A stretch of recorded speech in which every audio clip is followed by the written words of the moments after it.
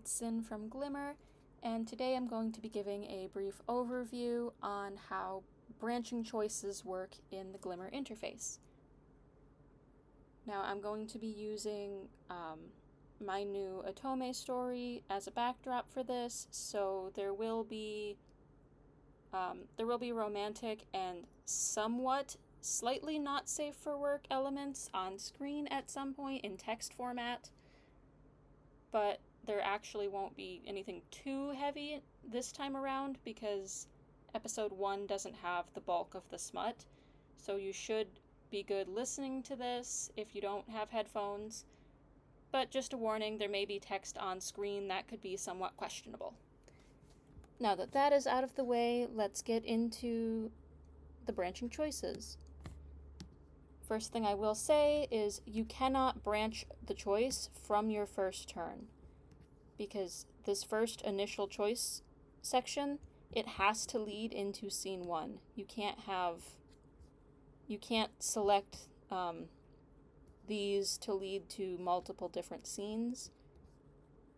So you need to at least have scene 1 be static before you start branching.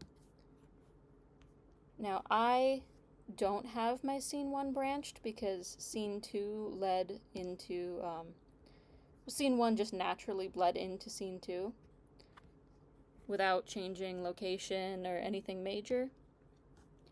But after scene 2, I have 2 different areas that the player character can go, 2 different choices they can make. Because this is an otome game, the player character at this point can either choose one of the love interests or choose all of the love interests. But because there's not a lot of divergence there, we will go over this route first. Now scrolling down to the transitions section, you can see my 2 branches. I have them both set to take at least 8 turns before the transition will happen.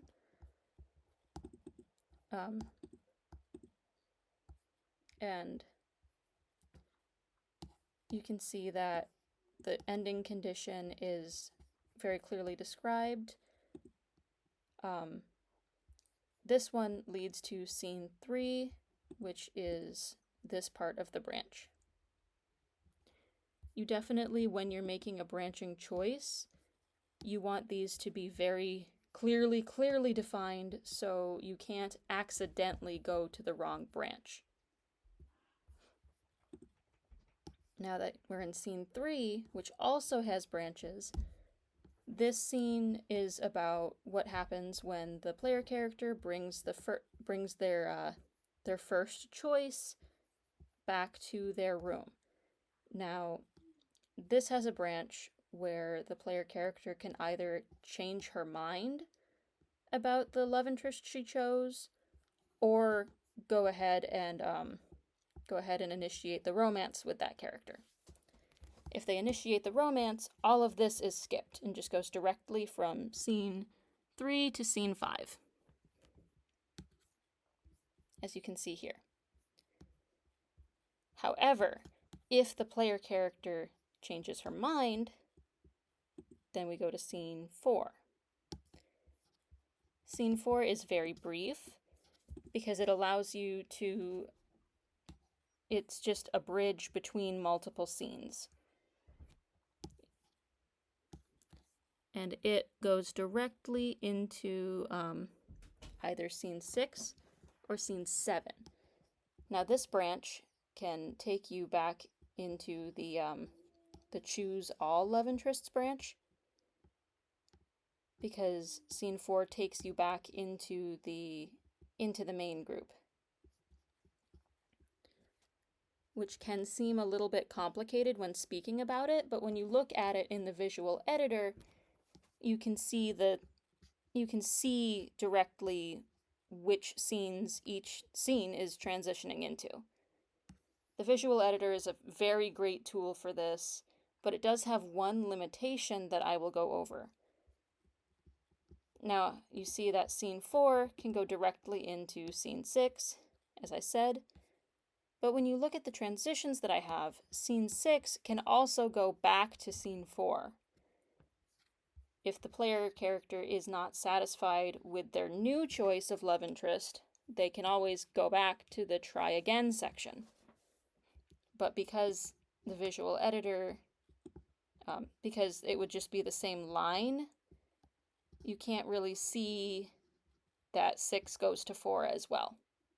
So always make sure that you're looking in the transition section to double check. Because if you accidentally have something like this and you forget about it, you can create a loop that you don't necessarily want.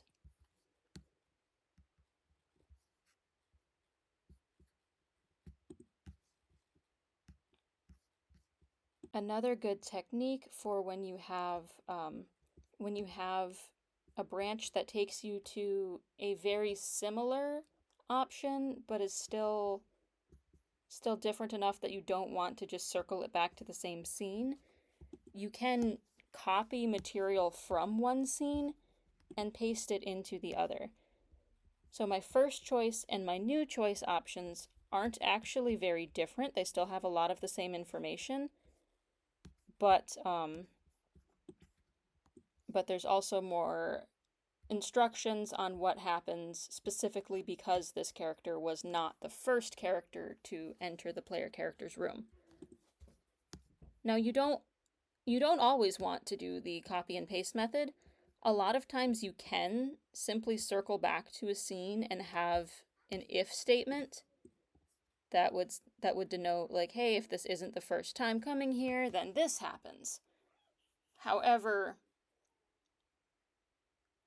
I find that when I'm trying to move a story forward in a linear way, sometimes having it as a separate scene will confuse the storyteller less. So it really just depends on what you're trying to do. But I was trying to push linear, so I wanted a new scene. Additionally, multiple scenes can lead into the same scene. So whereas here the first choice and the new choice both lead into the heated kiss scene, which is the confirmation of the player character locking into their love interest. Like they cannot go back and change who their love interest is after they have locked in. And that leads to the first conclusion, which is a heated scene and a confirmation of which character the player character chose. And you have here the try again and the case to plead scenes can both lead into the company scene, which is where the player character and all of the love interests decide to try a relationship altogether. Now, having scenes that branch off into multiple scenes like this can be a great way to make player characters feel like they've had a significant impact on the story, while also only just having a couple of routes to keep things clean.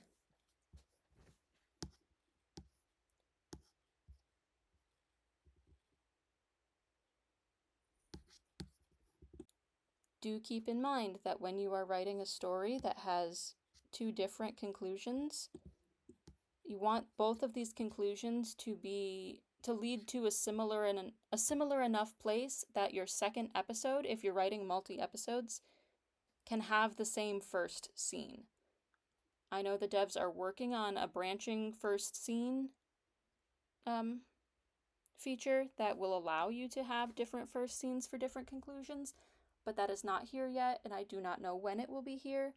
So for now, you need your conclusions to bleed into one singular first turn that will be the start of your next episode. Now, that first turn for the next episode does not necessarily have to be super robust. It can just be a small setup that reminds you of what happened in the previous episode, while being vague enough to not specify which ending you're referring to. And then once you have your scene 1, you can branch that off. You can branch like your scene 2 and scene 3 off into two separate things that would be more specific to to the outcome that you chose in episode 1.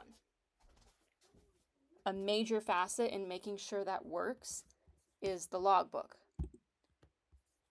Now, I used advanced character customization, so these top 4 questions are all for the character customizer.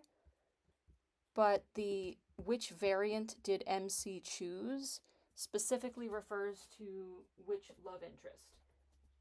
Because I'm writing an otome game, I need each episode to remember which character the player character chose to be in a relationship with. So that's a very important question to put in the logbook. Depending on the story you're writing, you'll have different important information and different important choices that need to be tracked.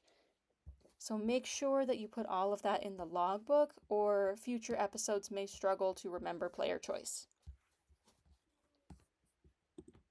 That is all I have for you right now about branching paths.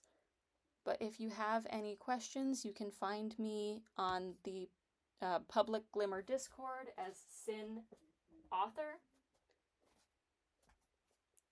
But as I said, that's all I have for you today, so have a nice day and happy writing!